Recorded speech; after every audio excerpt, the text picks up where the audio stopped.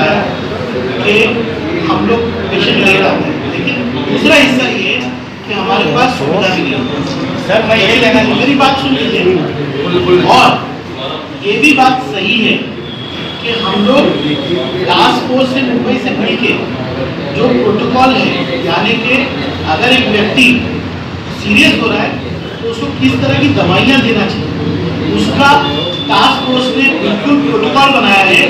वो प्रोटोकॉल पूरी तरह से फॉलो नहीं हो रहा है।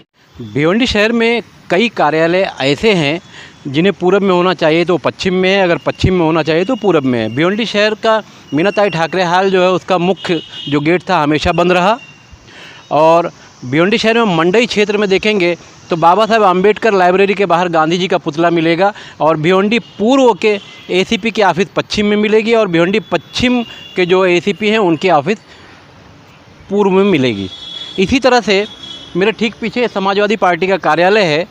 रईस शेख ये भिवंडी पूर्व के आमदार हैं, मगर इनका भी कार्यालय भिवंडी पश्चिम में है, महानगर पालिका से लगकर। बड़ी बात यह है कि किसी भी पार्टी मुख्यालय पर आमतौर से जो शहर अध्यक्ष होता है उसका भी फ़ोटो होता है, मगर मैं मेरे सहयोगी शिवम से कहूँगा कि दिखाएं, इसमें भिवंडी शहर अध्यक्ष का फ़ोटो नहीं है। और आज भिवंडी शहर में इसी कार्यालय में रईस शेख ने एक प्रेस कॉन्फ्रेंस लेकर पत्रकारों को 1 रुपये में कुछ एहतिसाब फाउंडेशन, ये मुंबई की है, ये घर घर जाएंगे, लाखों लोगों तक पहुंचेंगे। ये 7 से 8 डॉक्टर हैं और 10 से 15 दिन के अंदर ये लाखों लोगों तक पहुंच जाएंगे। ये बड़ी बात है कि भिवंडी शहर से मुंबई सिर्फ 50 किलोमीटर की दूरी पर है और इन 3 महीनों में अब तक भिवंडी शहर से सैकड़ों लोगों की जानें, चाहे कोरोना की दवा ना मिली हो, हॉस्पिटल बंद रहा हो इसलिए दवा ना मिली हो, जनरल प्रैक्टिस के जो दवाखाने बंद रहे होंगे उनसे दवा ना मिली हो, लोग डर से, दहशत से या बिना दवा मिलने के कारण इस दुनिया से चले गए। और भिवंडी से करीब 50 किलोमीटर की दूरी पर रईस शेख का जो उनका कार्यालय भी वहाँ है, उनका घर भी है, वहाँ नगर सेवक भी हैं, मगर भिवंडी शहर की खुशनसीबी कहूँगा कि वो भिवंडी पूर्व से आमदार भी हैं। उन्हें 3 महीना लगभग लग गया भिवंडी शहर पहुँचते पहुँचते। और अब एहतिसाब फाउंडेशन के बैनर तले आज पत्रकारों के साथ प्रेस कॉन्फ्रेंस में उन्होंने बताया कि 1 रुपया लेकर हम स्क्रीनिंग भी करेंगे, ऑक्सीजन का जो टेस्ट है, ज़रूरत की जो भी चीज़ें, हमारे डॉक्टर्स घर घर जाएंगे और लोगों को चेक करेंगे। तो इसका क्या मतलब, 3 महीने में सैकड़ों लोग जो इस दुनिया से चले गए, भिवंडी शहर से चले गए, उनकी जिम्मेदारी कौन लेगा। और ख़ास बात यह है कि क्या भिवंडी निज़ामपुर शहर महानगर पालिका इस मामले में नाकाम हो गई, जो इतने लोग भिवंडी शहर में जिनका देहांत हुआ या उनकी मैयत हो गई। तो आज ये जो प्रेस कॉन्फ्रेंस हुई है, रईस शेख को 3 महीने के बाद ये समझ में आया कि भिवंडी शहर में मौतें हो रही, दवाइयाँ नहीं मिल रही, तो अब ये अपने डॉक्टरों की टीम लेकर भिवंडी में उतर रहे हैं। तो 10 दिनों के अंदर ये 7 से 8 डॉक्टर क्या भिवंडी को पूरे पड़ेंगे, लाखों लोगों को चेक कर पाएंगे। बहरहाल भिवंडी की जो हालत है, रईस शेख को अब समझ में इसलिए आया क्योंकि भिवंडी शहर के कई ठिकानों पर मोहल्ला क्लिनिक चालू हो जाने की वजह से अब लोग इन्हें बताने लगे कि साहब मोहल्ला क्लिनिक भी चालू हो गया है। तो मुझे तो ऐसा लगता है, हालांकि जो सियासी लोग होते हैं उनको शर्म नाम का तो कोई मामला नहीं होता, मगर इनको आ गई और इन्होंने 1 रुपया लेकर घर घर जाकर अब स्क्रीनिंग और ऑक्सीजन का मामला चेक करना है या टेस्ट करना है। बड़ी बात यह है कि फ़िलहाल भिवंडी शहर में महानगर पालिका द्वारा जो लोग नियुक्त किए गए हैं वो घर घर जा रहे हैं, होम्योपैथ की दवाइयाँ बांट रहे हैं, मगर घर के जो लोग हैं ना तो दवाइयाँ खा रहे हैं और ना वो ये बता रहे हैं कि हम बीमार हैं। तो जब महानगर पालिका के लोगों के लोग नहीं सुन रहे हैं तो इनकी कहाँ से सुनेंगे, कैसे सुनेंगे। और भिवंडी पश्चिम के लोगों को ये सहूलत मिलेगी कि नहीं 1 रुपये वाली, या भिवंडी पूर्व के आमदार है तो क्या 1 रुपये वाली सहूलत भिवंडी पूर्व के लोगों को ही मिलेगी। सर जी बहुत आवाज हो रही है। सर मैं ये कहना चाह रहा हूं, जो 3 दवाएं प्रिस्क्राइब की गई है टास्क फोर्स ने, वो भी किस तरह से भिवंडी में पूरी तरह से उपलब्ध हो, इसकी कोशिश भी मैं कर रहा हूं, ताकि जो भी डीसीएच में जाए उसका डेटा हो कि उसको हम क्या बेस्ट से बेस्ट मदद दे सकते हैं, उसकी भी कोशिश होगी। ताकि दूल्हे साहब से उनके परिवार का टेस्ट करवाना है, क्योंकि उनके बाजू में ही कोई एक पॉजिटिव मिल गया या कोई पॉजिटिव की डेथ हो गई, लेकिन उनकी टेस्ट करने के लिए, उनको जानकारी लेने के लिए भी लोग नहीं आते। लोगों का ये भी अच्छी आपका उत्तर मैं दे रहा हूँ कि रईसा स्कूल में 2 बजे तक अभी टेस्ट चालू कर दिया, 1 बरात देवी में पूरी तैयारी हो गई है, कल या परसों से चालू होगा। अब लोग कह रहे हैं कि हमारा टेस्ट करने कोई नहीं आ रहा। अभी 1 रुपये के जरिए हम घर घर टेस्ट कर नहीं चाह रहा। नहीं, वो चक्कर काट रहे हैं, लेकिन उनको यहाँ से वहाँ भेजा जा रहा है। कभी आइटम भेजते हैं तो कभी आमंत्रण भेजते हैं। आमंत्रण वाले बोलते हैं कि भाई वहाँ पे जाओ। मैं आपसे यही कह रहा हूँ कि ये परिस्थिति जो आप कह रहे हैं बिल्कुल वैसे ही है। पेशेंट इधर उधर भटक रहे हैं। आपके माध्यम से मैं कहना चाहूँगा कि जिन लोगों को अपना कोविड टेस्ट कराना है वो रही साइज कोड में फीवर क्लिनिक में 2 बजे तक जाए। हाँ, और सिम्टम्स जिनको है, जिनको सिम्टम्स है, यानी कि मैं जाके बोलूँ कि मेरे बाजू में कोविड हो गया, मेरा टेस्ट कीजिए, नहीं, मुझे कुछ न कुछ तो बुखार होना चाहिए, कोई सिम्टम होना चाहिए। क्यों बोल रहा हूँ? क्योंकि एक टेस्ट अगर मैं करता हूँ ऐसे आदमी का जिसको सिम्टम नहीं है, मैं नाइंसाफी करता हूँ ऐसे व्यक्ति से जिसको जरूरत है। लेकिन घर में इलाज करा रहे लोगों को कितना आइडेंटिफाई करके कितने पेशेंट को इन्होंने बाहर निकाला, इनकी टीम ने, वो बताएं, डेटा बताएं। महेश भाई, अभी सर्वेलेंस और इस पे अपन ध्यान दे रहे हैं।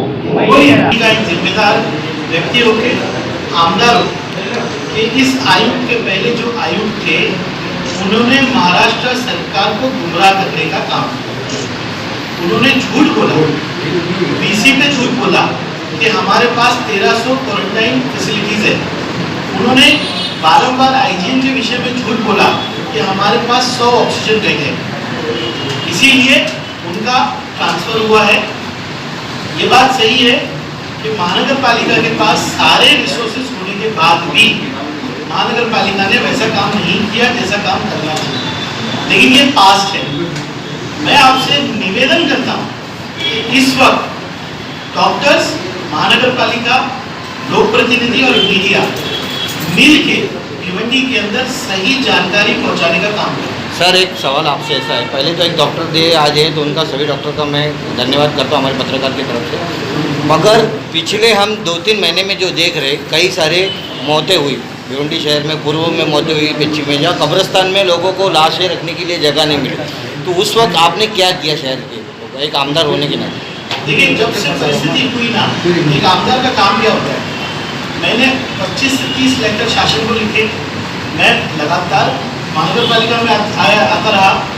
आयुक्त नोडल ऑफिसर है, कलेक्टर हो, डीसीएम हो, सीएम से डीसी करना हो, पालक मंत्री हो या अधिकारी हो, सबसे मैंने जानकारी पूरी यहाँ की दी। यंत्रणा क्या था, बॉटलनेक क्या था कि वो आना ही है, कॉर्पोरेशन से था। सब कुछ फंड किधर आ रहा है, कॉर्पोरेशन। आज 7 करोड़ का फंड, फिर 4 करोड़ का फंड, अभी डिजास्टर से ये जो प्रपोजल देंगे वो फंड आएगा। एक आयुक्त बन के, एक आमदार होते हुए भी डॉक्टरों की सपोर्ट के लिए मैं आईजीएम में तक गया। हर चीज़ मैंने, हर मुमकिन चीज़ कोशिश की, हर किसी को जगाने का काम। ये तो सरकारी बात हुई, मानवीय हक से जो इंसानियत के नाते आपने क्या किया, मतलब इतनी मौतें हुई, आप आमदार है, लोक प्रतिनिधि है, तो उसकी आपकी एनजीओ है। सर, लोक प्रतिनिधि होकर मैं हर परिवार के साथ खड़ा रहा, हर किसी के घर गया, जिस आदमी को भेज। किसकी गलती है, इतनी मौतें हो गई, गलती किसकी, इतनी मौतें कैसे हो गई? आगे देखिए आप, गलती मैं मानता हूँ ना, गलती प्रशासन की है, शासन की है, मुझे उसमें बोलने में कोई वो नहीं है।